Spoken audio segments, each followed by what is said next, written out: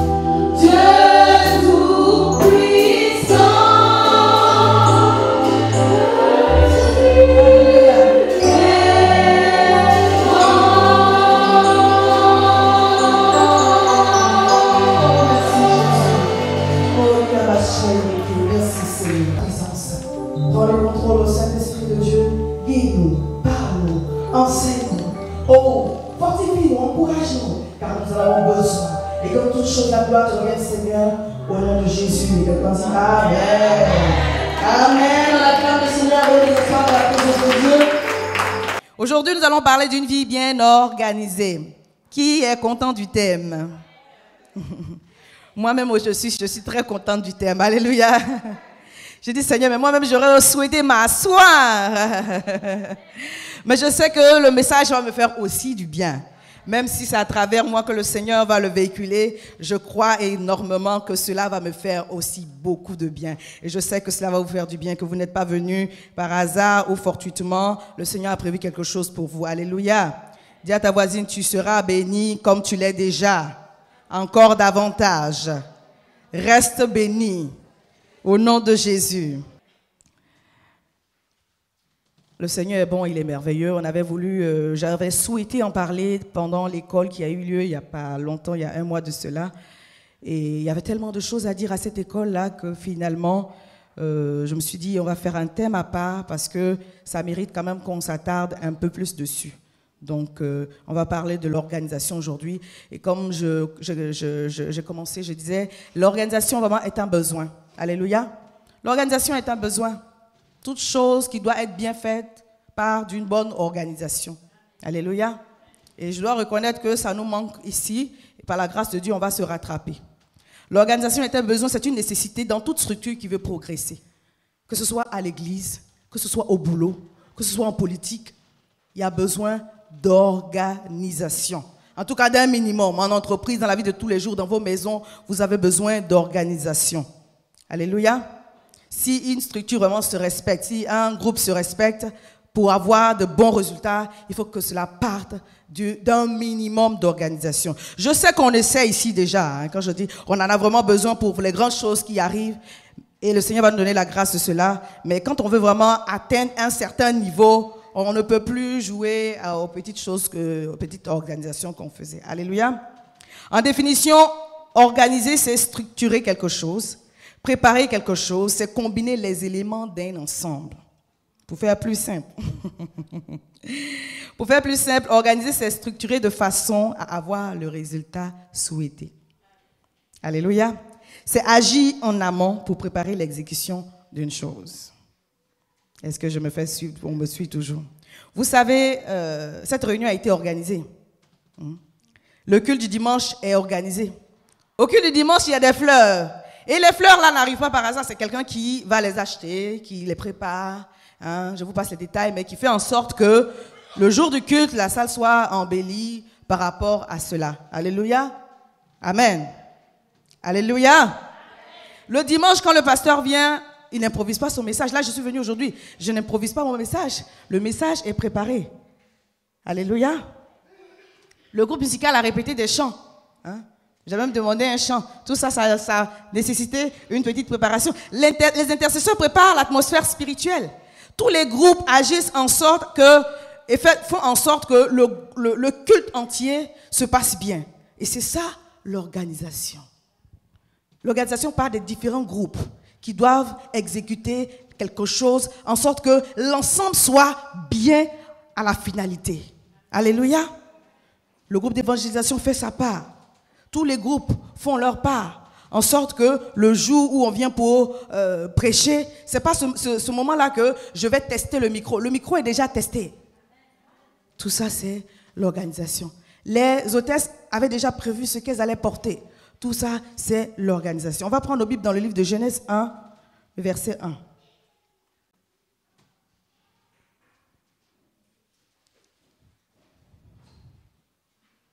Genèse 1, le verset 1 nous dit, au commencement, Dieu créa les cieux et la terre.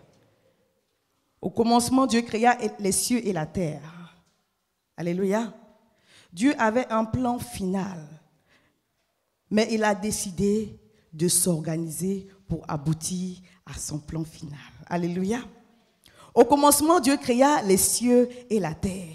Vous savez, le plan final de Dieu se retrouve dans Genèse 1, le verset 31, là où Dieu dit, Dieu vit que tout ce qu'il avait fait, Dieu vit ce qu'il avait fait et voici, cela était très bon.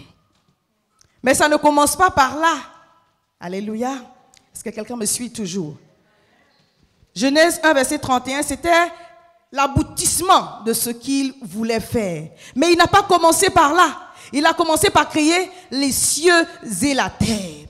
Il a commencé par remplir la terre des choses dont l'homme aurait certainement besoin.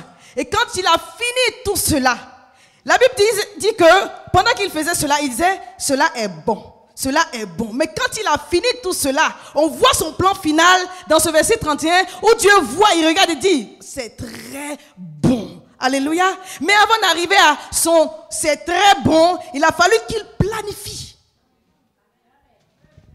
Alléluia. Il a fallu qu'il s'organise. Bien aimé, Dieu s'organise. Donc, si Dieu s'organise, à plus forte raison, nous, avec toutes nos limitations qu'on peut avoir. Dieu s'organise. Ça doit nous parler. Alléluia. Vous savez, nous sommes toutes des femmes d'élite parce que je crois qu'en chacune d'entre nous, le Seigneur a mis une mission. Une mission qu'il aimerait qu'on accomplisse sur la terre. Chacune pour sa part. Chacune pour sa part. On n'a pas toute la même mission, mais on a chacun en nous, on a dans notre sein un désir d'accomplir quelque chose. Alléluia. Et pour le faire, bien aimé, tu as besoin que ta vie soit structurée. Tu as besoin que ta vie soit organisée. Parce que si ce n'est pas organisé, tu ne pourras pas y arriver. Alléluia. Une femme doit avoir sa vie organisée. Tu ne peux pas jouer avec ça. Sinon, tu n'auras aucun fruit, tu n'auras aucun résultat. Ton fruit, ce n'est pas de le mesurer avec les yeux. Ton fruit, c'est Dieu qui te dit et qui te montre les fruits que tu as. Alléluia. Si ce que tu fais peut apporter du bien à quelqu'un d'autre, tu es déjà en train de porter du fruit. Amen. Mais sans organisation, tu ne peux pas porter du fruit. Or, le Seigneur attend que chacun d'entre nous, on puisse porter du fruit. On va prendre nos Bibles dans Proverbe 31, le verset 15. Proverbe 31, le verset 15. Il s'agit de la femme vertueuse. La Bible dit, elle se lève lorsqu'il est encore nuit, elle donne la nourriture à sa maison et la tâche à ses servantes. Quelqu'un m'a suivi? En d'autres termes, elle s'organise. Alléluia. Elle se lève lorsqu'il est encore nuit. Elle donne la nourriture à sa maison et les tâches à ses servantes. Ça veut dire qu'elle s'organise. Bien aimé, il y a plusieurs domaines dans la vie d'une femme. Tu dois t'occuper de quoi? De la maison. Tu dois t'occuper de ton travail. Tu dois t'occuper de tes enfants. Tu dois t'occuper de tellement de choses que sans organisation, tu ne vas pas y arriver. Et quand on regarde la vie de la femme vertueuse, bien aimé, on ne peut que s'en inspirer. Alléluia.